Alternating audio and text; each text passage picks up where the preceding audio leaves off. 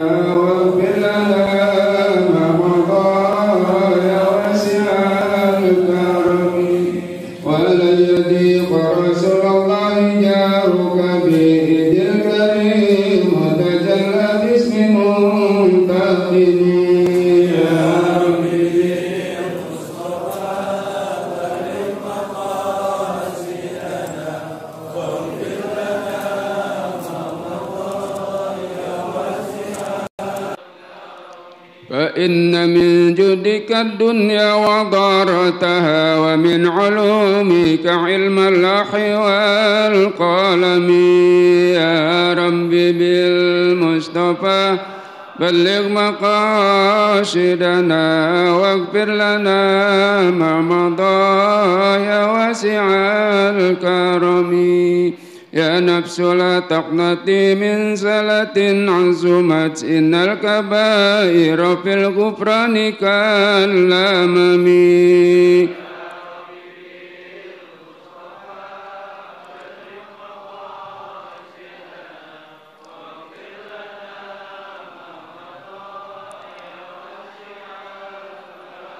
لعل رحمة ربي حين يقسمها تأتي على حسب العصيان في القسم يا ربي بالمصطفى بلغ مقاصدنا واغفر لنا ما مضى يا واسع الكرم والآل والصحب ثم تبعين لهم أهل التقى والنقى في الحلم والكرم يا ربي بالمصطفى بلغ مقاصدنا واغفر لنا ما مضى يا واسع الكرم اللهم صل وسلم وبارك عليه وعلى آله.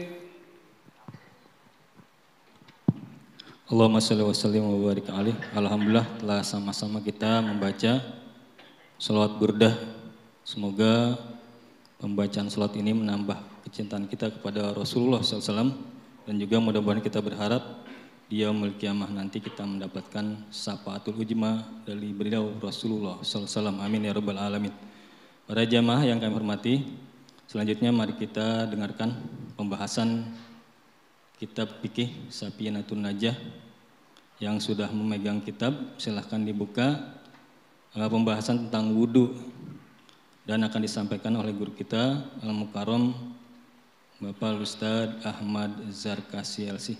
Kepada Al-Mukarram Bapak Ustadz Ahmad Zarkasi LC, waktu sudah temat kami persilahkan. Allahumma sholli ala Sayyidina Muhammad.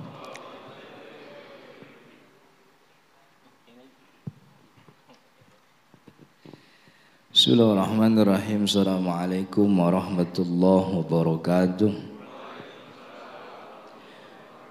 Alhamdulillahi rabbil alamin. Nahmaduhu wa nasta'inuhu wa nastaghfiruh. Allahumma salli wa sallim wa barik ala sayyidina Muhammadin amma ba'du. Qala al-musannifu rahimahullahu ta'ala wa nafa'ana bihi wa bi'ulumihi fid darain amin ya rabbal alamin. Faslun furudul wudu'i sittatun. Faslun furudul wudu'i sittatun. Fasal ini membahas tentang fardu wudu, yaitu ada 6 perkara. Udah ketemu belum? Jadi fardu wudu ini kita udah berapa bulan baru nyampe wudu ngajinya gitu. Udah dari sebelum lebaran kita ngaji. Halaman 3. Fardul wudu'i furudul wudu'i sittatun. Fardu wudu ada 6 perkara. Jadi yang disebut fardu wudu ini maksudnya hal-hal yang wajib atau bahasa lain disebut rukun wudu. Jadi rukun itu sesuatu yang tidak boleh tidak, harus dikerjakan Kalau tidak dikerjakan wudunya tidak sah begitu. Jadi ada ini kan yang namanya fikih ini kerjaan zahir gitu ya. Jadi maksudnya dalam hal ibadah tidak hanya memperhatikan keikhlasan niat, tapi ibadah juga harus memperhatikan kesesuaian dengan apa yang dicontohkan oleh Nabi Muhammad SAW. Gitu maksudnya. Jadi kan ada nih anak sekarang yang modelnya belum gak usah lah pakai fikih-fikihan begitu. Yang penting mah hati ikhlas, betul kan gitu. Ya Allah yang nyuruh kita untuk pakai hati ikhlas, Allah juga nyuruh kita buat ibadahnya sesuai dengan ajaran Nabi begitu. Jadi jangan ikhlas kagak sesuai dengan ajaran Nabi juga enggak kan gitu. Itu kan anak-anak begitu alasannya begitu modelnya begitu. Enggak usah sholat lah. Yang penting kan hati kita zikir terus kepada Allah, perbuatan kita baik kan gitu. Allah yang nyuruh kita berbuat baik, Allah juga nyuruh kita buat sholat begitu. Jadi bukan cuman perkara batin, tapi juga perkara zahir. Jadi wudu untuk dikatakan sah minimal ngerjain 6 hal ini. Jadi kalau 6 hal ini nggak dikerjain, wudunya tidak sah. Jadi ada namanya fardu wudu, yaitu rukun wudu. Tapi di luar ini ada namanya sunnah wudu. Sunnah wudu tuh kayak kumur-kumur tuh sunnah wudu tuh. Jadi kalau orang wudu nggak pakai kumur-kumur, wudunya sah. Sunnah wudu ngadep kiblat, itu juga sunnah. Nggak ngadep kiblat sah wudunya. Sunnah wudu apalagi membersihkan hidung itu sunnah. Baca bismillah itu juga sunnah. Jadi beda sunnah wudu dengan fardu wudu. Fardu wudu itu rukun, harus mau nggak mau harus begini. Dan ini ada 6 yang fardu, yang wajib. Nah karena yang wajib ini ada 6, maka kalau kita dalam kondisi yang tidak mungkin melakukan perilaku wudu secara sempurna, maka cukup yang 6 ini aja. Atau dalam kondisi airnya kurang banyak misalnya. Atau yang paling sering tuh kalau kita wudu di tempat umum, di masjid, mall biasanya kan ya, waktu sholatnya udah mepet. Yang ngantri tempat wudu banyak. Keran wudunya sih ada 10, cuman yang nyala 2 doang kan gitu. Biasanya kan begitu tuh di mall. Pejumatan nih, imam udah naik mimbar, yang ngantri 200 orang. Itu keran yang nyala cuman 2 doang gitu. Nah, maka nggak usah repot-repot, nggak usah pakai 3 kali, cukup yang 6 ini nih. 6 perkara ini yang mesti dikerjain karena ini bentuk minimalnya. Untuk dikatakan sah minimal 6 ini. Furudul wudhu'i sittatun, ada 6 perkara. Al-awwalu yang pertama an-niyah. Yang pertama niat. Niat ini penting. Niat itu kata ulama qasdu syai'i muqtaranan bi fi'lihi. Qasdu syai'i muqtaranan bi fi'li itu namanya niat. Menyengaja melakukan sesuatu dan penyengajaan itu dibarengi dengan perbuatan ibadah tersebut. Jadi dalam hati meniatkan sengaja untuk wudu, penyengajaan untuk wudu yang ada dalam hati ini berbarengan dengan bagian pertama wudu yaitu basuh muka, itu namanya niat. Jadi niat itu muqtaranan bi fi'lihi. Kalau orang dari rumah ke masjid emang benar niatnya wudu, tapi itu namanya bukan niat, namanya azam. Jadi kepengenan yang tidak berbarengan dengan perbuatannya itu namanya azam. Dalam mazhab Syafi'i niat itu rukun, bukan cuma soal wudu tapi sholat juga. Maka yang namanya niat itu harus nempel sama kerjaannya.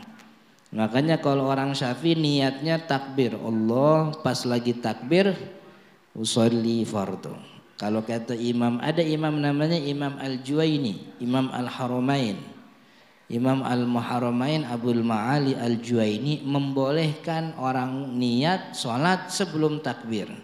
Cuman syaratnya tidak boleh pisah. Jadi habis usolli langsung takbir gitu. Untuk orang yang rada susah kalau lagi takbir gitu. Allah lagi takbir, mulutnya takbir, hatinya niat gitu. Di lagi wudhu juga sama, basuhan pertama muka itu sambil niat. Kenapa harus niat? Karena pertama ada hadis Nabi Muhammad SAW yang mengatakan innamal a'malu binniyat wa innamal likulli imri'in manawa. Ini penting nih. Ini hadis Nabi Muhammad kandungannya banyak. Jadi kata Nabi Muhammad segala sesuatu tergantung dengan niatnya. Dan setiap orang, setiap kita akan mendapatkan sesuai dengan apa yang dia niatin. Sesuai dengan apa yang dia niatin. Maka karena ibadah wudhu ini punya kemiripan untuk pekerjaan lain. Karena praktek wudhu kan basuh muka, tangan, pala, kaki itu. Praktek itu kan bisa dilakukan oleh orang-orang yang tidak wudhu. Maka untuk membedakan mana orang wudhu, mana orang bukan wudhu, yang wudhu harus pakai niat supaya dapat itu gugur kewajiban. Dan orang wudhu ada 3. Pertama ada orang yang normal, kayak kita. Saya nggak tahu normal semua kan di sini gitu. Maksudnya normal tuh tidak punya penyakit yang hadasnya keluar terus-terusan. Pertama ada orang yang normal, sehat. Kedua ada orang yang udah wudhu mau wudhu lagi. Yang ketiga ada orang sakit. Orang sakit yang hadasnya terus-terusan keluar. Kayak orang yang beser, tahu beser? Orang beser, terus apa lagi? Orang yang hadasnya terus-terusan keluar, perempuan yang darahnya terus-terusan keluar, istihadah. Atau orang tua yang kotorannya udah nggak bisa misah, pakai kateter, tapi kan tetap wajib sholat. Nah 3 orang ini niatnya beda-beda. Niatnya beda-beda. Kalau orang sehat biasa, nggak ada yang dikhawatirin, niatnya nawaitul wudu'a liraf'il hadas. Saya niat wudhu untuk mengangkat hadas gitu. Tapi kalau orang yang lagi beser, yang kentut terus-terusan atau buang air terus-terusan, kan nggak mungkin niatnya mengangkat hadas. Karena hadasnya nggak pernah terangkat. Maka wudhu bagi orang yang hadas ini, yang beser terus-terusan, ini niatnya bukan lirafil hadas, tapi niatnya listibahati sholat. Maka itu kita tergantung, kita dapat apa yang kita kerjain itu tergantung niatnya. Kalau ada orang yang sakit terus-terusan beser tapi niatnya lirafil hadas, kan jadi kagak bener, karena hadasnya nggak pernah terangkat. Tapi kalau orang yang sehat normal niatnya lirafil hadas, bener, karena hadasnya terangkat dengan wudhu. Habis wudhu kan nggak hadas lagi. Tapi orang yang darahnya terus-terusan keluar begitu. Kemudian apalagi orang yang beser, niat lirafil hadas tuh jadi kagak bener. Kenapa? Karena hadasnya tidak pernah berhenti. Maka orang ini niatnya bukan lirafil hadas, tapi listibahati sholat. Nawaitul wudu'a listibahati as-shalah. Kalau orang yang udah punya wudhu mau wudhu lagi, niatnya gimana? Niatnya juga enggak mungkin lirafil hadas, karena hadasnya udah keangkat, pakai wudhu yang pertama. Maka diajarkan oleh Imam Nawawi Banten nih, niatnya cukup adaan lil wudu'i. Nawaitu adaan lil wudu' atau nawaitu fardul wudu, begitu. Jadi niatnya adaan lil wudu. Saya niat ngerjain wudu gitu doang, bukan untuk mengangkat hadas. Emang kalau dia niat ngangkat hadas wudunya jadi kagak sah. Kan orang itu mendapatkan ibadah sesuai dengan apa yang dia niatin. Kalau dia niatin lirafil hadas, padahal hadasnya kagak pernah terangkat, kan wudu jadi sia-sia. Makanya wudunya jangan niat lirafil hadas, niatnya listibahati sholat, biar boleh sholat, begitu. Kalau nggak bisa pakai bahasa Indonesia, bahasa Arab, bahasa Indonesia aja. Saya kalau ngajarin niat nyuruhnya pakai bahasa Indonesia, dalam hati aja. Karena kalau pakai bahasa Arab banyak orang yang kagak bisa, terus rada bingung juga dia. Nawaitul wudu'a, bedain lirafil hadas sama listibahati sholat. Pokoknya kalau kita orangnya sehat, normal, niat dalam hati, saya niat wudu untuk ngangkat hadas kecil lillahi ta'ala, beres. Saya lagi nadangin air, kemudian pas nemplokin ke muka, tahan sebentar, saya niat wudu untuk ngangkat hadas kecil lillahi ta'ala, udah terusin begitu. Jadi ditahan dulu sebentar buat niat gitu. Atau sambil basuh juga nggak apa-apa. Jadi pas nempel nawa itu terusannya sambil basuh untuk enggak juga nggak ada masalah. Jadi yang penting bahwa niat itu sesuai dengan maksudnya. Kita buat ngangkat hadas, ya buat ngangkat hadas dah. Maka orang yang hadasnya tidak terangkat, niatnya listibahati sholat. Orang yang hadasnya sudah terangkat, dia habis maghrib wudu, sebelum maghrib dia wudu. Setelah sholat maghrib dia zikir, dia baca Quran terus. Kalau orang kampung biasanya habis maghrib sholat awabin, ya sholat awabin. Orang salafi bilangnya sholat awabin itu bid'ah. Tahu gak sholat awabin? Sholat 6 rakaat habis maghrib, 6 rakaat antara maghrib isya. Itu dalam Nihayatul Zen disebutkan begitu sholat awabin. Tapi kalau kata orang salafi itu sholat awabin bid'ah katanya gitu. Nabi Muhammad gak pernah ngerjain katanya gitu. Habis sholat awabin, beres zikir, kemudian datang waktu isya nih. Dia mau wudu lagi, hadasnya kan gak terangkat, gak ada yang batal tuh. Maka kalau dia mau wudu lagi nih namanya wudunya tajdid, pembaharuan wudu. Maka niatnya jangan jangan lirafil hadas.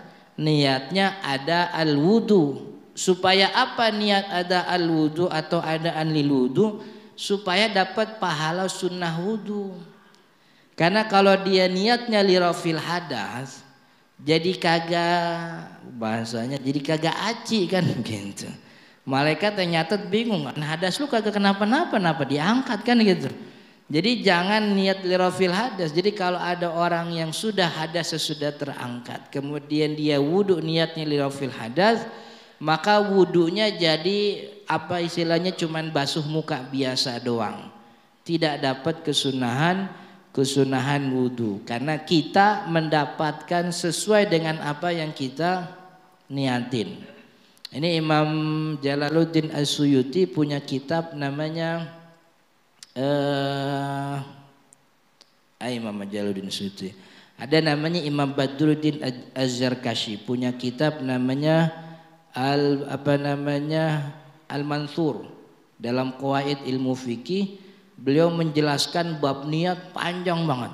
Dari niat innamal a'malu binniyat doang.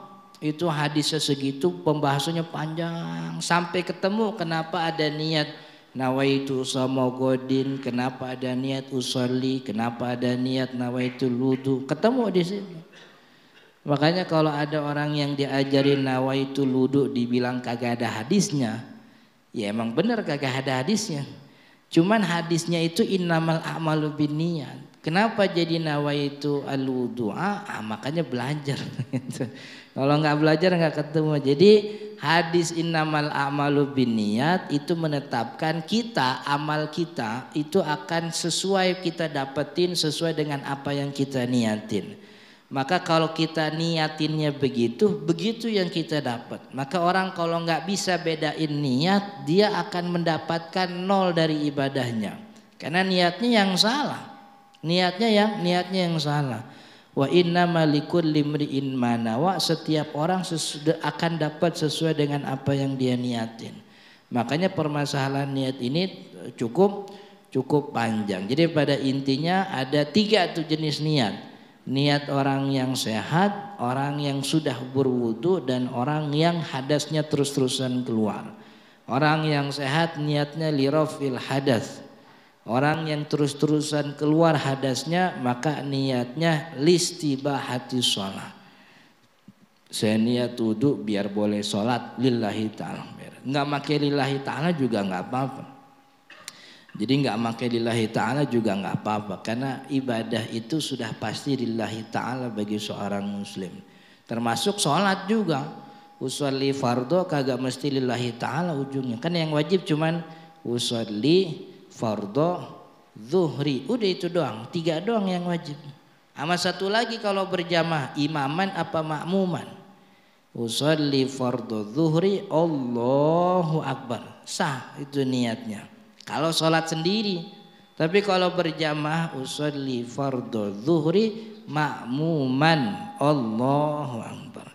Kalau yang lengkapnya kan usolli fardho zuhri arba'a raka'atin mustaqbilal kiblati adaan makmuman atau imaman lillahi ta'ala. Itu yang paling lengkap begitu. Agar kita mendapatkan sesuai dengan apa yang kita niatin gitu. Jadi niat itu nempel sama ibadah. Kalau enggak nempel sama ibadahnya namanya azam. Orang dari dan azam tuh bukan bagian dari ibadah.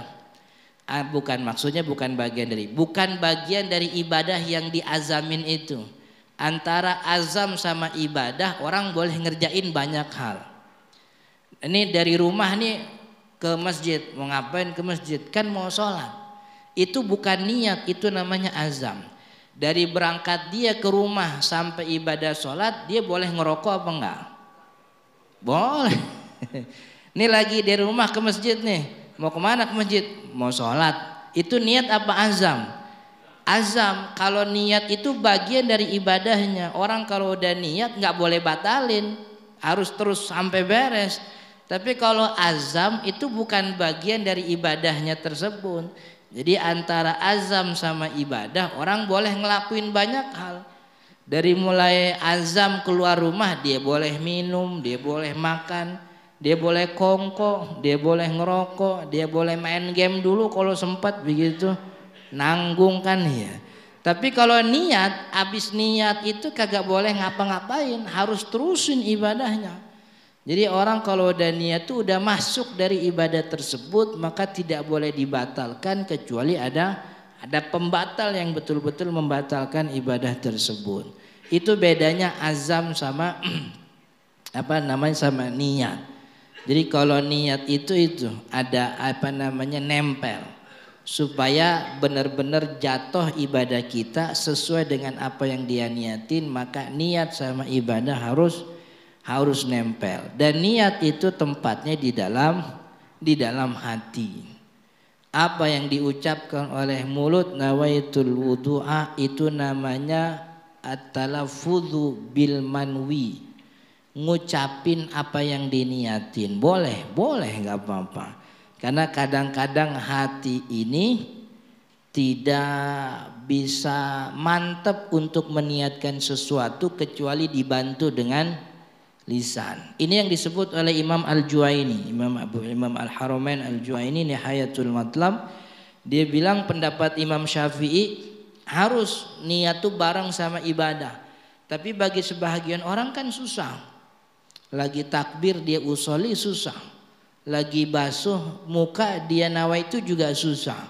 Maka beliau ini salah satu ulama yang berbeda dengan Imam Syafi'i dalam masalah niat. Dan ini juga disebutkan oleh Imam Taqiyuddin Al-Hisni Kifayatul Akhyar. Jadi sebelum ibadahnya boleh niat dulu, cuman antara niat sama ibadah nggak boleh misah langsung. Nawaitul wudu'a li rafil. Jadi nawaitul wudu'nya tuh tangan air udah di tangan. Biar nggak ada jeda. Nawaitul wudu'a li rafil hadasil asghar fardhillah ta'ala. Langsung begitu. Itu pakai pendapatnya Imam Al-Juwaini sah.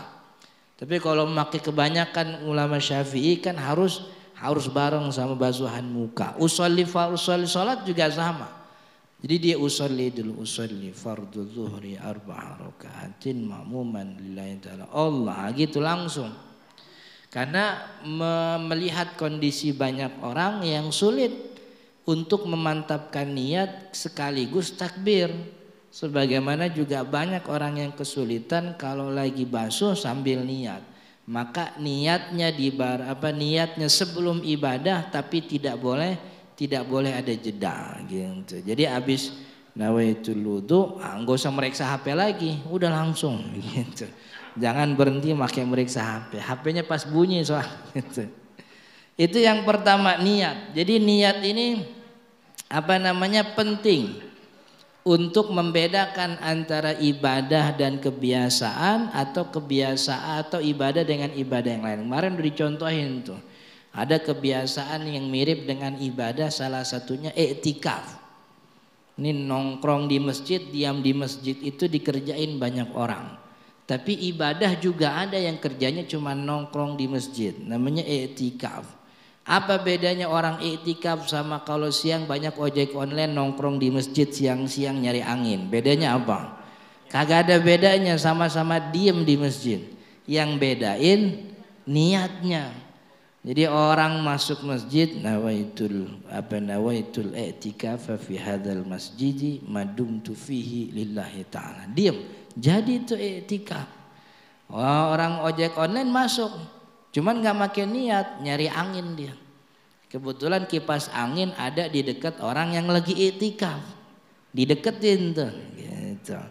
Tukang ojek online kan emang orangnya kan ramah-ramah, doyan nyapa kan ya. Lagi duduk dia bilang, udah lama bang di masjid, baru. Dari mana ini ceritanya? Habis ngobrol akhirnya dia tuh. Ngobrolnya bareng, nyendernya di tiang yang sama, dapat angin dari kipas angin yang sama, tapi pahalanya beda.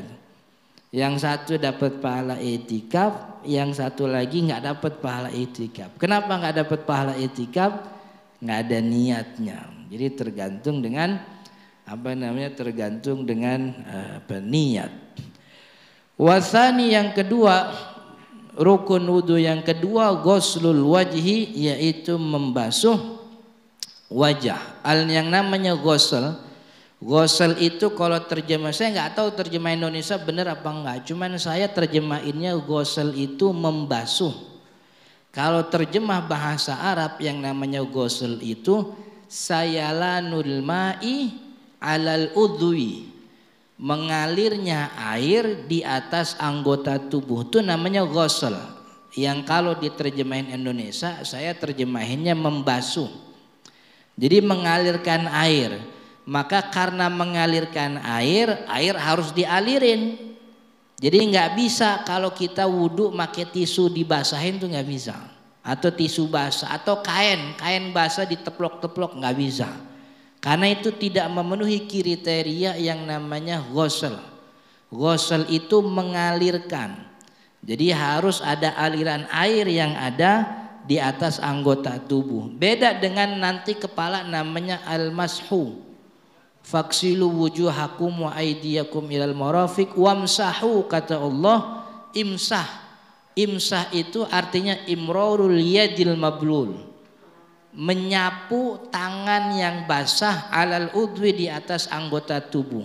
Itu namanya mengusap kalau Indonesianya. Jadi kalau pala bukan digosel tapi di al-mashu. Al-mashu itu tangannya aja yang basah kemudian dipoles gitu. Atau nggak pakai tangan juga nggak apa-apa. Ada kain basah dipoles nggak apa-apa. Pakai daun basah dipoles juga nggak apa-apa. Itu namanya al-mashu. Tapi kalau wajah bahasanya ghusl. Ghusl itu dialirin gitu. Jadi jangan kemudian orang wudhu pakai tisu basah begitu. Berarti kalau pala tisu basah bisa? Nggak bisa. Karena tisu basah kan airnya bukan air mutlak. Itu airnya air apa? Udah nyampur alkohol. Kalau tisu beneran kita basahin, nah bisa tuh gitu. Cuman biasanya kalau tisu basah, tisu biasa kita basahin jadi pecah kan dia. Jadi hancur gitu. Yang ada pala kita bala ini apa namanya tisu semua. Ghuslul wajhi ya. Jadi rukun yang kedua habis niat basuh muka. Apa itu yang disebut muka? Ma baina manabiti sya'ri ra'sihi. Kalau panjangnya antara tempat tumbuh rambut nih, tempat tumbuh rambut dia, wa tahta muntaha lihyaihi, dan daripada ujung pertemuan dua tulang rahang. Ini tulang rahang nih. Muntaha lihyaihi ini di sini dagu, kalau bahasa kita dagu. Pertemuan dua tulang rahang kan di sini nih. Maka panjangnya dari tempat tumbuh rambut sampai dagu. Ini kalau kita pencet keras nih namanya tulang. Berarti ini bagian yang wajib dibasuh. Jadi bukan cuma sampai sini, tapi ini juga nih, ini muntaha lihyah, ini bagian yang wajib dibasuh. Wa ma ini panjangnya. Kalau lebarnya wa ma baina udzunaihi, dan antara dua kuping. Jadi begitu tuh. Maka ini nih biasanya orang punya rambut di sini nih. Apa kalau bahasa Indonesianya? Sini apa namanya bahasa Indonesia? Enggak, ini kan kening nih, kening. Pelipis. Pelipis. Nih di pelipis ini biasanya ada rambut nih. Kalau bahasa apa namanya bahasa fikihnya adzaron ini juga wajib dibasuh kalau ada rambutnya di sini nih. Kan biasa ada rambut sampai sini nih, gitu tuh. Nah ini juga wajib dibasuh. Jadi apa namanya ini jidat juga bagian dari wajah, maka wajib dibasuh. Jadi dari mulai tempat tumbuh rambut sampai dagu, kemudian kuping-kuping.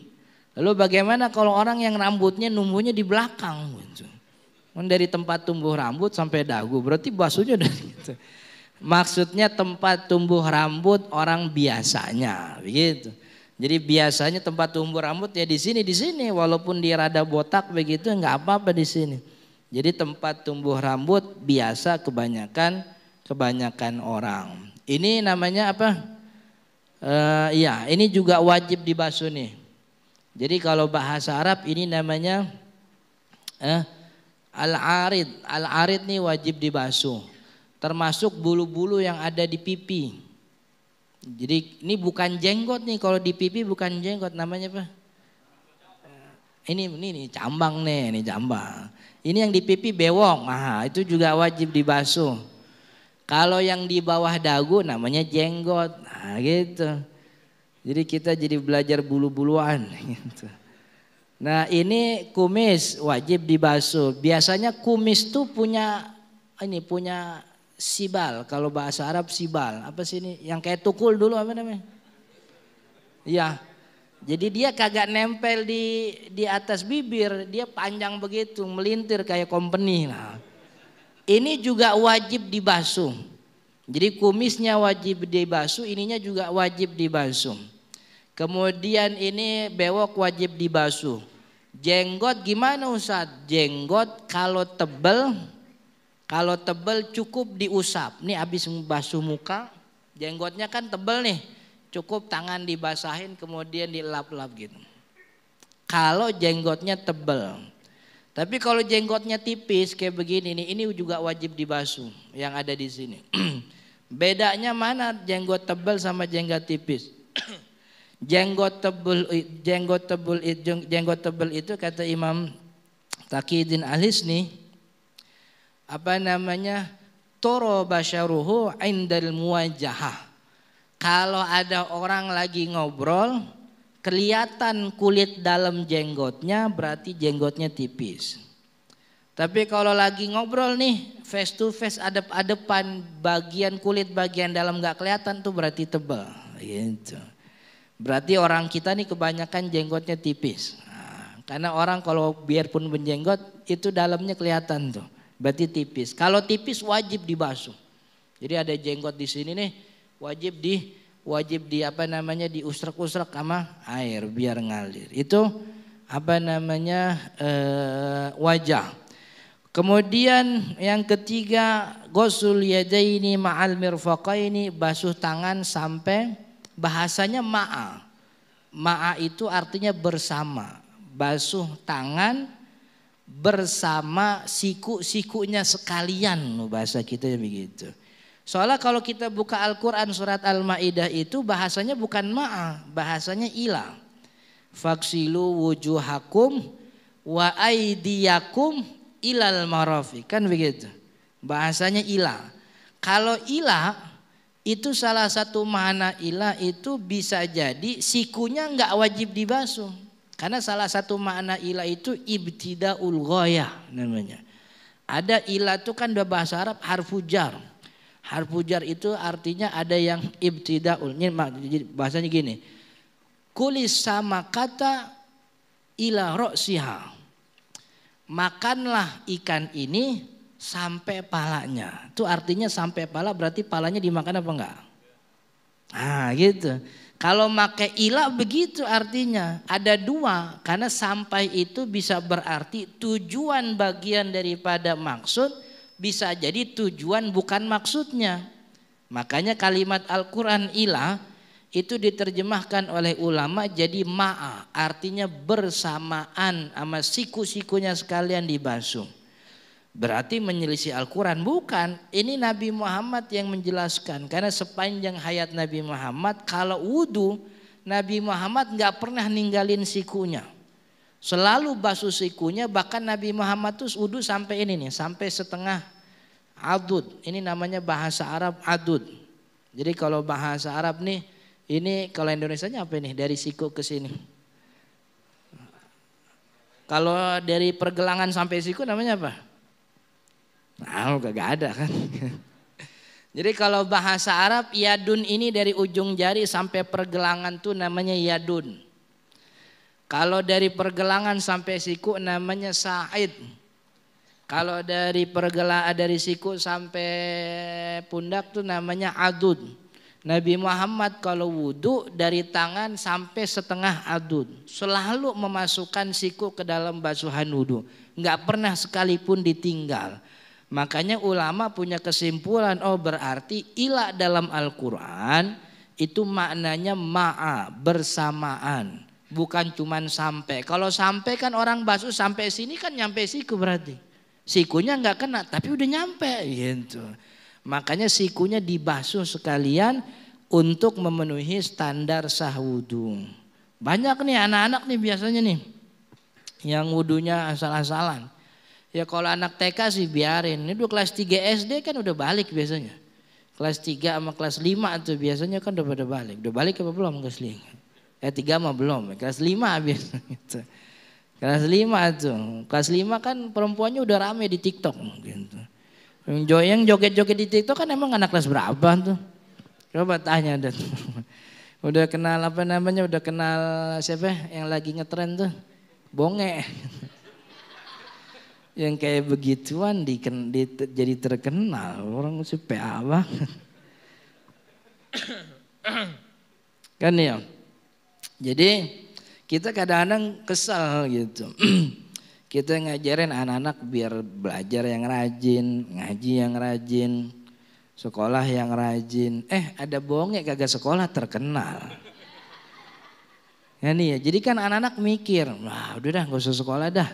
Nongkrong aja di duku atas gitu. Kan itu rada kesel. Jadi tangan sampai siku. Jadi siku juga wajib dibasuh. Yang keempat mashu syai'in min a. Yang keempat rabi'u mashu syai'in min ra'si, mengusap sebagian dari kepala. Jadi kepala itu yang diusap bukan semuanya, cukup sebagian aja. Cukup sebagian, walau ba'du sya'ratin, walaupun cuman sebahagian rambut, au qadriha, atau sekedar saja minal basyarati, daripada kulit kepalanya. Jadi enggak mesti semuanya. Wa syartur sya'ril mamsuhi, syarat rambut yang diusap itu alla yakhruj an haddi ra'si, rambutnya tidak keluar dari batasan kepala. Jadi maksudnya nih ada orang yang ngusap kepala cuman rambutnya doang, sah. Karena dia bagian di kepala. Cuman syaratnya rambut yang diusap itu rambut yang memang ada di kepala. Maka kalau ada orang rambutnya gondrong, rambutnya sampai Kayak bonge kan gondrong tuh ya. Rambutnya kan gondrong, cuman diambil ujungnya doang. Jadi perempuan nih, rambutnya ujungnya diambil terus diusap. Itu kagak sah. Karena rambut yang diusap harus rambut yang nempel sama pala, sama kulit. Iya. Jadi kalau rambut yang ada di ujung ini, di ujung pundak ini kan kagak nempel sama pala. Jadi nggak sah kalau wudunya cuman ngusap rambut. Jadi sebahagian kepala tuh bagian mana aja, depan boleh, kanan boleh, kiri boleh, belakang boleh juga nggak apa-apa. Jadi kalau mau bikin ini iseng, kalau subuh pas depan, ntar zuhur sebelah kanan, asar usapnya kiri, gitu. Ntar maghrib tengah, gitu. Isya di belakang, gitu. Jadi sehari semua kepala kena usap sama dia. Tapi yang pasti bahwa kepala itu diusap itu tangannya aja yang basah, kagak mesti dibasuh, nggak mesti diguyur. Ada orang wudhu kepalanya sampai diguyur. Pas keluar tempat wudhu kayak iklan sampo. Wah, lepek itu kemana-mana. Jadi sholatnya gimana saat kalau lepek itu? Ya kagak apa-apa kan gitu. Cuman malaikat jadi kebecekan itu nulisnya. Jadi cukup diusap aja begitu. Tangan yang basah kemudian diusap. Emang sah. Kata Al-Quran kan ini nanti diperdebatkan. Nanti ketemu ada orang yang rada beda. Dia bilang, Ustaz, saya ketemu teman saya katanya kepala mah diusap semuanya. Pendapat yang mengatakan kepala diusap semuanya, harus diusap semuanya, itu pendapatnya Imam Ahmad bin Hambal. Mazhab Syafi'i juga bilang usap kepala semua, cuman usap kepala semua tuh jatuhnya sunnah. Yang rukun cukup sebahagian aja. Kalau Imam Ahmad itu semuanya itu rukun. Kenapa Imam Ahmad bilangnya ini rukun? Karena teks Al-Qur'annya. Jadi teks Al-Qur'annya kan gini. Wamsahu biruusikum. Usaplah bi ini kalimat bahasa Indonesia, kalimat reposisi. Di atas, di bawah, itu namanya reposisi. Bi itu kalimat reposisi, artinya bukan makna kepala. Wamsahu biruusikum, usaplah bi ruusikum kepala. Artinya kalau bi-nya nih, kalau kita bi-nya hapus dan itu nggak boleh kita ngapus ayat. Cuman seandainya bi-nya kehapus, itu kita sebut wamsahu ruusakum, ayatnya beres. Aja nggak perlu diperdebatkan karena maknanya jelas. Wamsahu biruusikum, ada kalimat bi-nya nih. Kata Imam Ahmad kalimat bi ini namanya mulghah, tidak punya makna tapi ini bagian daripada estetika Al-Quran. Jadi kalimat bi kita artinya kita nggak pakai, maka kalimat bi seakan-akan nggak ada. Jadi usaplah kepala kalian, maka seluruh kepala wajib diusap. Karena kalimat bi ini kalimat estetik dalam Al-Quran yang maknanya diindahkan. Karena tidak yang disebut dengan istilah ziyadah. Karena juga ada beberapa ayat Al-Quran yang kalimat bi-nya tuh kagak punya makna. Wa kafa billahi syahida. Itu bi-nya gak punya makna. Cukuplah Allah sebagai saksi. Wa kafallahu syahida, beres. Cuman Allah tambahin billahi syahida. Salah satu maknanya estetika dalam Al-Quran. Tapi kalau kata Imam Syafi'i, adanya tambahan bi di sebelum kalimat kepala itu punya makna yang berbeda.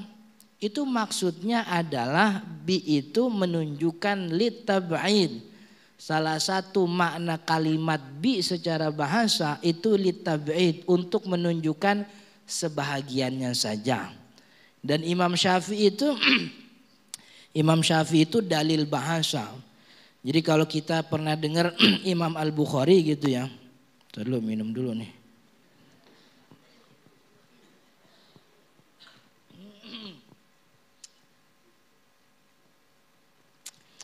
Jadi kan kalau kita dengar Imam Al-Bukhari, orang kalau udah dengar hadis ini disahihkan oleh Imam Al-Bukhari, hadisnya diterima. Nah, secara dalam ilmu bahasa Arab, perkataan Imam Syafi'i itu jadi dalil bahasa. Jadi Imam Syafi'i itu bukan cuman ahli dari fikih, tapi juga beliau ahli bahasa. Jadi fatwanya Imam Syafi'i terhadap bahasa Arab itu jadi dalil pegangan para ahli-ahli bahasa. Jadi ucapannya tuh jadi pegangan, itu Imam Syafi'i. Dan Imam Syafi'i ngomentarin ini sesuai dengan bahasa nih. Maka kalau kata ulama ini pendapat Syafi'i ini lebih keren. Lebih keren karena Imam Syafi'i yang pakai dalil bahasanya, begitu. Jadi kalimat bi ini artinya sebahagian, begitu. Tapi kalau mau usap semua boleh nggak apa-apa, malah hukumnya sunnah. Cuman kalau diusap sebahagian aja itu sudah cukup. Itu namanya mashu syai'in minar ra'si. Tanggung nih. Yang kelima wal khamisu yang kelima ghuslur rijlaini ma'al ka'baini. Yang kelima membasuh. Nah, kalimatnya ghusl lagi, membasuh. Jadi air dialirin, membasuh kaki ma'al ka'baini bersamaan dengan mata kakinya. Di Al-Quran juga sama tuh, di Al-Quran kalimatnya ilal ka'baini, sampai mata kaki. Cuman sampai mata kaki ini kan punya arti yang ambigu, bisa sampai beneran ke mata kaki atau enggak sampai mata kaki. Maka kalimat ulama diartikan ila itu artinya ma'a. Kenapa diartikan ma'a? Karena Nabi Muhammad SAW sendiri kalau wudhu itu selalu sampai betis. Tidak pernah ada bagian mata kaki yang gak pernah dibasuh, selalu dibasuh. Maka teks Al-Quran yang namanya ilal ka'baini diartikan jadi ma'al ka'baini, gitu. Itu pentingnya belajar hukum Islam dari kitab fikih. Karena kalau dari Al-Quran doang kan rada ribet itu. Ya, dari Al-Quran doang rada ribet. Jadi dia bilang idza kumtum ila sholati faghsilu wujuhakum. Di Al-Quran kagak ada niat Ustaz. Di Al-Quran gak ada niat. Yang ada Al-Quran tuh bilang langsung basuh muka. Ada gak yang bilang wudu gak perlu pakai niat? Banyak anak sekarang begitu.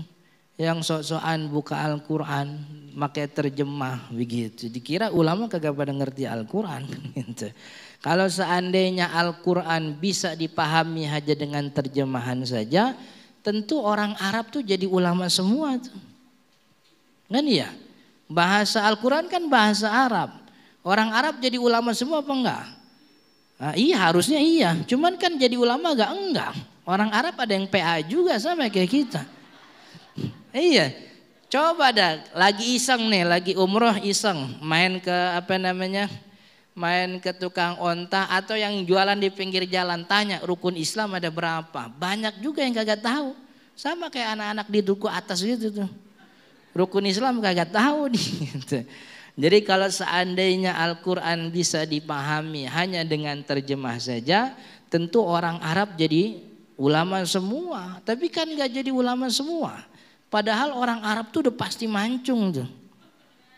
Kan iya udah pasti mancung. Udah kalau orang Arab tuh pakai gamis. Jangan ke masjid, dia nyanyi aja, konser aja pakai gamis gitu. Itu yang kalau di sini dicium tangan bolak-balik gitu. Jadi di sana lagi nyanyi dia tuh pakai gamis. Nonton stadion dia, nonton bola stadion pakai gamis nih gitu. Jadi enggak mesti kalau ada terjemahan Ustaz gampang. Jangan begitu. Jadi yang kaki sampai mata kaki. Nah, kenapa disebut mata kaki? Karena ada sebahagian orang, ini kelompok Syiah Rafidhah mengatakan kaki itu dibasuh sampai punggung kaki. Jadi kalimat Al-Qur'an wafsilu wujuhakum wa aydiyakum ilal marafiq wamsahu bi ru'usikum wa arjulakum ilal ka'baini, kaki sampai ka'baini. Ka'ab itu diartikan sebagai punggung kaki. Jadi kalau ada pernah dengar ada orang yang kaki itu nggak usah sampai mata kaki, cuman sampai punggung kaki. Itu orang Syiah begitu tuh. Jadi Syiah Rafidhah wudunya itu sampai punggung kaki. Nah, orang ahlu sunnah enggak. Ahlu sunnah ka'baini dalam Al-Quran itu artinya dua mata kaki. Setiap kaki punya dua. Kalau punggung kaki, tahu gak punggung kaki nih? Ya sebelah sini nih. Ini punggung kaki yang ini namanya punggung. Setiap kaki cuman punya satu. Nah, itu pendapatnya Syiah Rafidhah begitu. Watar yang keenam adalah tertib. Yang keenam adalah tertib maksudnya sesuai dengan urutan. Jadi urutannya muka dulu, tangan dulu, kepala baru kaki. Maka kalau ada orang wudunya tidak sesuai dengan urutan, maka wudunya tidak sah. Kayak orang wudu di kolam berenang misalnya. Iya. Dia ngambil papan yang 2 meter sambil loncat nawaitul wudu jebur. Wah gitu. Wudunya sah apa enggak? Kagak, karena enggak ada tertib. Jadi wudu harus tertib, muka dulu, tangan dulu, kepala dulu baru kaki begitu. Nah, termasuk kalau ada anggota tubuh yang kagak bisa kena air. Ini ada orang wudu. Cuman tangannya diperban nih, karena ada luka. Jadi orang yang tangannya diperban, tangannya aja yang nggak kena air, tapi yang lain mah harus kena air semua. Maka tangan kanan ini kan gantinya pakai tayamum. Ntar kapan waktu lebih jelas. Tapi ini gambaran aja. Ada orang tangannya diperban, jadi wudunya sesuai urutan.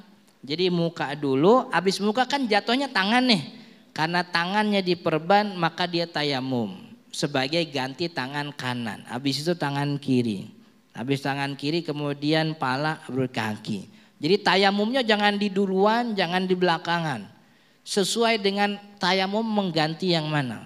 Tayamum mengganti pala berarti pas posisi pala. Habis tangan tayamum. Begitu. Nanti kapan waktu kita bahas terbab bab tayamum termasuk wudunya orang yang pakai perban. Ini tanggung satu lagi. Faslun niat itu qasdu syai'i muqtaranan bi fi'lihi. Niat itu adalah menyengaja melakukan sesuatu muqtaranan bi fi'lihi wa mahalluhal qalbu, tempatnya di dalam hati, wa talaffudzu biha sunnatun, melafatkannya adalah sunnah. Jadi melafatkan niat itu hukumnya sunnah. Liyu'awina lisanul qalba, supaya lisan ini membantu hati. Wa waktuha, dan waktu niat kapan? Inda ghusli awwali juz'in minal wajhi, yaitu ketika pertama kali membasuh bagian kepala. Jadi bagian kepala manapun yang duluin itu berbarengan dengan niat. Tadi kita udah sampaikan. Jadi memang ini pendapat mazhab, tapi di dalam mazhab Syafi'i sendiri ada ulama yang menyelisih pendapat ini melihat kondisi masyarakat yang memang rada susah. Kalau sekalian takbir sekali niat, sekalian wudhu sekalian niat. Salah satu ulama yang bilang itu adalah Imam Al-Juwaini, Abul Ma'ali Al-Juwaini, Imam Haramain. Beliau punya kitab Nihayatul Matlab. Beliau mengatakan bahwa bolehnya orang niat sebelum ibadah, cuman kagak boleh ada jedanya. Jadi sambil ngebantu lisan nawaitul wudu'a langsung. Usolli fardhu langsung takbir. Jadi tidak boleh ada jeda. Kemudian watartibu, yang namanya tertib alla yuqaddima udwan ala udwin, tidak boleh mendahulukan satu anggota tubuh daripada anggota tubuh lain yang tidak sesuai dengan urutannya. Jadi harus sesuai dengan urutan. Orang kalau wudu udah begini aja nih, 4 anggota tubuh, muka, tangan, pala, kaki, wudunya selesai. Wudunya sah. Cuman sekali doang sekali sah. 2 kali bagus, 3 kali afdol, 4 kali makruh. Jadi sekali sah, 2 kali bagus, 3 kali afdol, 4 kali makruh, basuhan keempat. Maka basuhan pertama sudah cukup begitu. Nah, jadi kita lagi termasuk kalau lagi di di kereta, di pesawat. Jadi nggak perlu nyari air banyak-banyak, cukup untuk 4 anggota tubuh ini aja. Pakai botol segini kan cukup. Kalau saya itu pakai botol semprotan, tahu gak botol spray? Yang buat mandiin burung. Kegedean itu mah, cari yang rada kecilan gitu. Jadi masukin air bersih ke botol, air mutlak, kemudian taruh di motor, taruh di mobil. Ntar kapan datang waktu sholat, saya tuh kalau jalan kemana-mana bawa mobil tuh paling sering sholat di pinggir mobil daripada di musholahnya. Soalnya kalau jalan jauh biasanya anak-anak tuh tidur di mobil. Jadi kalau sayanya ninggalin ke musola, oh takutnya dia bangun kagak ada bapaknya kan bingung juga gitu. Jadi saya biasa sholat di samping mobil, jadi di mobil tuh sejadahnya ada. Mukenanya ada tuh perempuan yang rada susah kalau sholat di jalanan kan alasannya gitu salah satunya. Nggak ada mukena Ustaz kan gitu. Padahal sholat mukena mau kagak kan wajib kan gitu. Mukena mau kagak tetap wajib, yang wajib kan nutup aurat kan ya. Jadi ada mukenanya, ada sejadahnya, ada semprotan. Nah semprotannya gimana Ustaz? Yang 4 aja. Jadi pas datang waktu sholat nih semprot dah, make muka kan dibasuh Ustaz, emang disemprot bisa? Bisa disemprot yang rada banyak kan, nanti kan airnya mengalir. Itu kan butiran-butiran itu tuh pecah tuh mengalir, itu sudah cukup untuk mana ghusl. Jadi semprotnya rada banyak kan kalau yang muka. Tangan juga sama disemprot, ngalir, diratain. Kalau kepala cukup tangan kita disemprot kita usap. Kaki juga sama, itu lebih mudah. Ya orang kalau mau nyari musola sih nggak apa-apa. Kan ada orang yang kayak gitu ya. Emang nggak usah ribet lah pakai botol-botol. Nyari aja. Ada orang yang nyantai aja gitu. Datang waktu sholat sambil ngerokok gitu. Nongkrong. Ada air wudhu? Nggak ada. Nyantai gitu. Nyantai kan ada orang gitu tuh. Mana orang kayak gitu dapat aja air biasanya gitu. Jadi kalau susah begitu pakai botol spray atau pakai botol aku aja nggak apa-apa. Main di tuang-tuangan. Jadi kalau berdua sama adek ya tuang, adek nuangin abangnya, abang nuangin adeknya. Atau istri main tuang-tuangan aja nggak apa-apa. Gitu. Jadi untuk memudahkan biar sholat itu bisa di mana. Jadi jangan dianggap kalau wudhu tuh harus airnya banyak. Yang penting cukup buat 4 ini, muka, tangan, kepala, kaki. Kalau ini cukup wudhunya sah. Jadi jangan anggap kalau wudhu tuh harus pakai air yang banyak-banyaknya, enggak. Yang penting airnya bersih begitu. Yang penting airnya bersih. Kalau pakai air aqua ini boleh Ustaz? Saya sih bilangnya kagak ya. Makanya bawa air dari rumah, air sumur.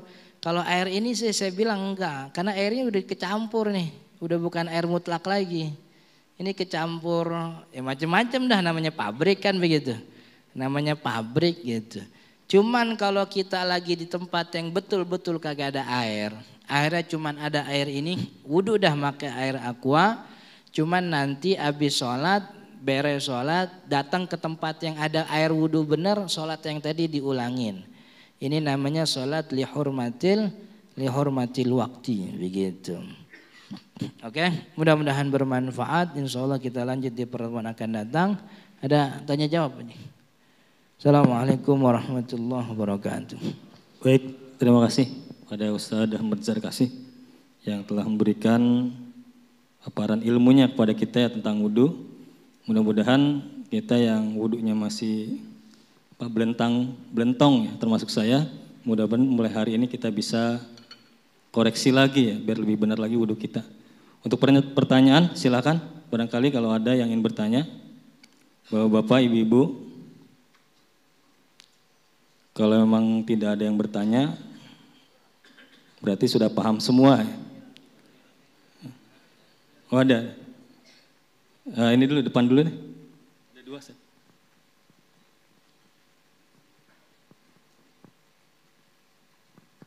Bismillahirrahmanirrahim. Assalamualaikum warahmatullahi wabarakatuh.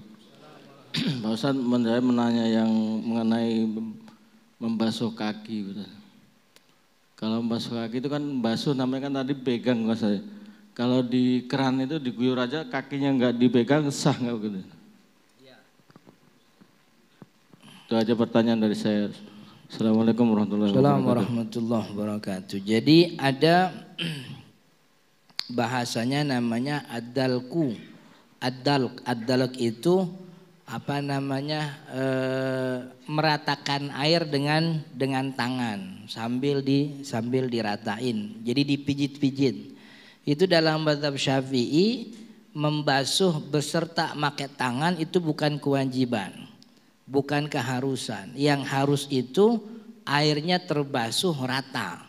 Jadi kalaupun kagak dipijit pakai tangan, kalau airnya kerannya sudah rada kenceng, lalu airnya merata ke sela-sela anggota tubuh, itu sudah sah. Tapi kalau air kerannya kecil, itu kan biasanya larinya juga kagak jauh tuh gitu. Maka kalau gitu berarti wajib pakai tangan dirantain. Jadi tangan ini kewajibannya kondisional. Kalau sudah cukup diguyur itu sudah cukup rata, maka tidak ada kewajiban pakai tangan. Memang aslinya nggak ada kewajiban pakai tangan, aslinya itu yang penting airnya rata. Tapi kalau airnya memang kecil atau karena tadi jumlah airnya kurang banyak, perlu diratakan dengan air, maka tangan itu menjadi wajib itu. Jadi wajib sebagai bagian bentuk meratakan air ke anggota tubuh yang wajib dibasuh. Jadi kalau ada orang wudhu cuman kakinya dikeprek-keprek itu doang tuh, itu sah kalau air wudhunya lumayan kencang, jadi rata kan begitu. Tapi kalau air wudhunya cuman kecil gitu dikeprek-keprek kan enggak gitu. Maka harus diratakan dengan air begitu. Dengan tangan. Oke? Ada lagi? Pak Haji. Assalamualaikum warahmatullahi wabarakatuh. Ke pasar Koja beli celana, beli kain di Keramat Jati.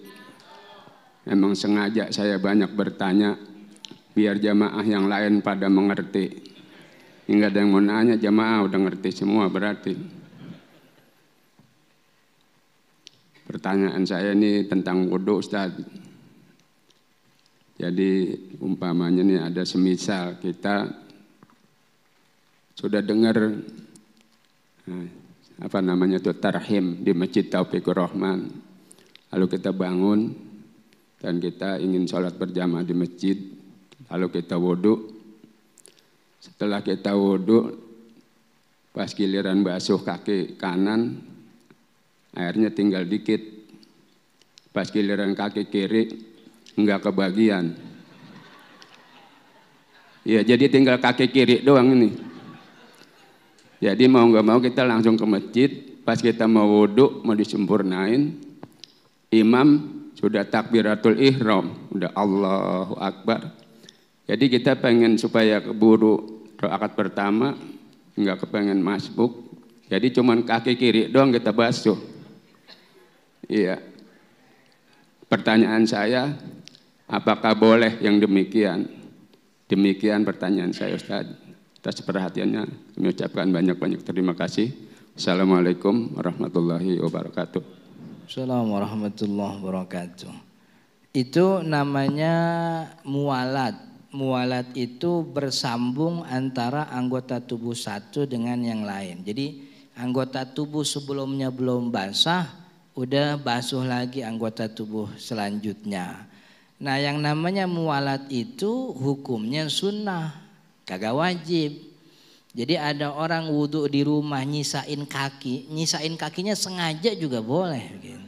Kalau tadi kan nyisainnya kagak sengaja tuh. Gitu. Nyisainnya kagak sengaja sambil panik juga itu dia. Itu ntar pulang diomelin bini biasanya tuh. Air dihabisin buat dia doang kan gitu. Bininya belum. Gitu. Jadi kalau ada orang yang nyisain berarti kan dia memisahkan jeda antara kepala dengan kaki. Jedanya lama tuh. Itu hukum wudhunya sah karena tidak ada kewajiban harus bersambung wudhu itu. Cuman syaratnya di antara jeda itu tidak boleh ada pembatal wudhu. Artinya ketika udah nyisain kaki dia jalan ke masjid, ya dia nggak boleh kentut, dia nggak boleh nyentuh perempuan yang bukan mahram, dia nggak boleh megang kemaluan yang bikin wudhunya batal. Jadi itu namanya mualat, bersambung antara anggota tubuh ke tubuh yang lain, itu hukumnya sunnah. Dan itu kalau kita baca riwayatnya sahabat Nabi banyak yang begitu modelnya. Jadi wudhu di rumah kemudian nyisain kaki gitu. Berarti kalau di rumah kaki kanan udah tinggal kaki kiri gitu. Kalau kaki kanan kaki kiri belum berarti dua-duanya gitu. Jadi pokoknya memisahkan antara satu anggota ke anggota dengan jeda yang lama itu tidak ada masalah. Bahkan sampai kering itu nggak ada masalah. Yang penting tidak ada pembatal di antara itu semua. Jadi Wudhu cuman di rumah sampai nyisain kakinya di masjid itu sah saja begitu. Oke, kita baca surat Al-Fatihah. Ada satu lagi. Ini di luar tema. Bagaimana hukumnya orang yang tidak mau bermadzhab dan bagaimana juga dengan orang yang mengambil hukum dari banyak mazhab? Ini di luar tema. Pertanyaannya panjang ini. Orang yang tidak mau bermazhab secara tidak sadar, orang tuh tidak mungkin tidak bermazhab. Gimana nggak mungkin nggak bermazhab? Karena setiap ibadah yang dia kerjakan itu kan dia nanya dulu tuh. Dia belajar dari mana sholat begitu, dari ustadz. Ustadznya dari mana? Ya dari gurunya. Jadi belajar kepada guru walaupun orang nyebutnya kagak make mazhab itu sejatinya dia bermazhab. Mazhabnya siapa? Ya mazhabnya gurunya. Kebetulan gurunya buka kitab Syafi'i, maka dia itu tidak sadar sedang bermazhab Syafi'i. Jadi kalau dikatakan mungkin nggak orang tidak bermazhab? Nggak mungkin. Karena semua masalah ibadah dalam Al-Quran dan hadis udah diberesin sama ulama mazhab. Jadi pendapat yang kita terima amalin sekarang itu pendapat mazhab. Begitu. Cuman kadang-kadang ustadz ngajarnya kagak nyebutin nih mazhab Syafi'i, cuman ngajarin aja kayak orang kota di Jakarta itu kan ngajinya kan begitu, tanpa nyebutin mazhab. Tapi sejatinya pendapat yang dipakai itu pendapat mazhab begitu. Lalu boleh gak kalau orang campur-campur mazhab? Pertama orang gak mungkin campur-campur mazhab karena dia gak tahu mazhab ini mazhab itu, gak mungkin, karena dia gak tahu. Ini mazhab begini apa mazhab, karena dia gak tahu. Yang paling mungkin itu orang ngikutin gurunya. Dan mungkin gurunya, kadang guru itu ngasih fatwa, ngasih pendapat yang kadang-kadang tidak sesuai dengan mazhab kebanyakan orang melihat maslahat yang terjadi di depan muka dia. Gitu. Artinya emang boleh kalau orang mengamalkan ini pendapat mazhab satu, boleh, karena tidak ada perintah dari Al-Quran untuk mengikuti satu orang tertentu. Perintahnya ngikutin Al-Quran dan Sunnah. Tapi pendapat yang masyhur di kita ini yang sudah nyampe ke kita, rasa-rasanya sih kagak ada yang beda dari Syafi'i gitu. Jadi maksud saya nggak mungkin tuh begitu. Karena akses belajar orang terhadap mazhab yang berbeda-beda itu nggak ada, susah. Dia mau lari kemana ujung-ujungnya ustadznya jawabnya pakai Syafi'i juga. Walaupun kagak nyebutin mazhab Syafi'i. Tapi bukan berarti nggak boleh pakai mazhab yang berbeda. Kadang ada kondisi yang ulama itu kalau pakai pendapat mazhabnya sendiri itu rada susah diamalin. Makanya pakai pendapat yang berbeda. Imam Nawawi dalam Nihayatuz Zain, Imam Nawawi Banten, itu pas bab zakat dia ngomong. Ini dalam masalah zakat ada 3 pendapat Syafi'i yang rada enggak mungkin kita amalin. Ada 3 pendapatnya, yaitu kewajiban meratakan zakat ke seluruh mustahik itu enggak mungkin tuh. Jadi kalau kita nih mau bayar zakat nih, kita punya duit 100 juta, zakatnya 2,5%, 2.500.000. Itu kalau pakai Syafi'i bener-bener itu 2.500.000 kudu dibagi 8 tuh. 8 mustahik. Kira-kira bisa apa enggak? Terus 8 orang itu setiap satu golongan dari 8 itu setiap satu golongan minimal 3 orang. Itu kan repot itu. 2.500.000 bagi 8 kali 3 ada 24. 2.500.000 ya cepet-cepet doang air. Betul mah bukan? Kan rada susah tuh. Ini contoh yang paling sederhana. Jumatan versi mazhab Syafi'i itu kan Jumatan satu kampung harus 1, ya 40 terus satu kampung harus 1 doang. Nggak boleh ada Jumatan yang lain. Dan 40 yang disebut 40 itu 40 mutawatin. Tahu gak mutawatin? Orang asli situ. Orang yang musim panas, musim apapun emang dia tinggal di situ. Kagak kagak ada istilahnya nyari kayak orang kerja kan Senin sampai Jumat di sini, Sabtu Minggu dia pulang. Itu 40 mutawatin kan juga susah nyarinya sekarang. Orang banyakan kontrakan sekarang. Kontrakan kan bukan mutawatin itu. Yang mutawatin itu yang emang lahir di situ. Itu kan rada repot tuh nyari 40. Kalau kita pakai syarat ini udahlah nggak usah Jumatan dah, 40 mutawatirnya kagak ada kan repot itu. Kan iya. Udah gitu satu kampung satu Jumatan. Jadi kalau di sebelah sana ada Jumatan masih jaraknya. Masih jarak satu kampung satu desa begitu. Itu kan kagak sah itu salah satunya. Nah, makanya kan begitu. Jadi kita tidak diperintah untuk ngikutin satu madhab, tapi kita tidak mungkin keluar dari satu madhab karena kita tinggal di Indonesia yang sudah umumnya Syafi'i gitu. Jadi kemanapun kita ambil fatwa itu mayoritas kebanyakan Syafi'i. Kalaupun ada pendapat yang keluar Syafi'i itu difatwakan oleh ulama karena ngelihat kondisi perkembangan zaman yang sulit untuk mengamalkan satu madhab, dan kita memang tidak mungkin tidak bermadhab. Kita pasti ngikutin pendapat madhab walaupun kita kadang kagak sadar. Dan emang orang awam sih kagak butuh penjelasan ini madhab ini sebenarnya. Karena madhab ini kan metodologi sejatinya, bukan buah fikihnya. Tapi madhab itu lebih kepada metodologi. Maka madhab itu lebih identik disematkan kepada ulama-ulama mujtahid, level mujtahid madhab itu. Gitu. Kagak paham kan? Emang susah. Emang susah ngomongin madhab. Pada intinya pendapat ibadah yang kita amalin zaman sekarang ini itu pendapat yang sudah diverifikasi oleh ulama madhab di setiap zamannya. Jadi pendapat ini cakep, insya Allah tidak keluar dari Al-Quran dan Sunnah Nabi Muhammad SAW. Kita baca Al-Fatihah, mudah-mudahan orang tua kita, guru-guru kita yang sedang dalam keadaan sakit diberi kesembuhan oleh Allah, yang sedang kekurangan diberikan kecukupan, yang sedang dalam kesusahan diberi jalan keluar oleh Allah Subhanahu wa taala. Al-Fatihah. A'udzu billahi minasyaitonir rajim. Bismillahirrahmanirrahim. Alhamdulillahirabbil alamin arrahmanir rahim maliki yaumiddin. Iyyaka na'budu wa iyyaka nasta'in. Ihdinas siratal mustaqim. Siratal ladzina an'amta 'alaihim ghairil maghdubi 'alaihim waladdallin. Amin. Allahumma shalli 'ala sayyidina Muhammad wa 'ala ali sayyidina Muhammad. Allahumma ighfir lana dhunubana wa liwalidina warhamhum kama rabbana shighara.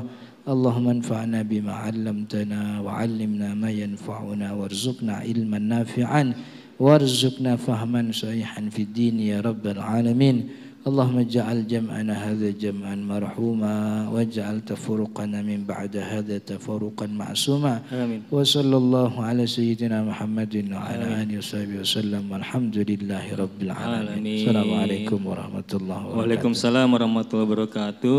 Para jamaah dengan ditutup doa maka berakhir ta'lim kita pada pagi hari ini.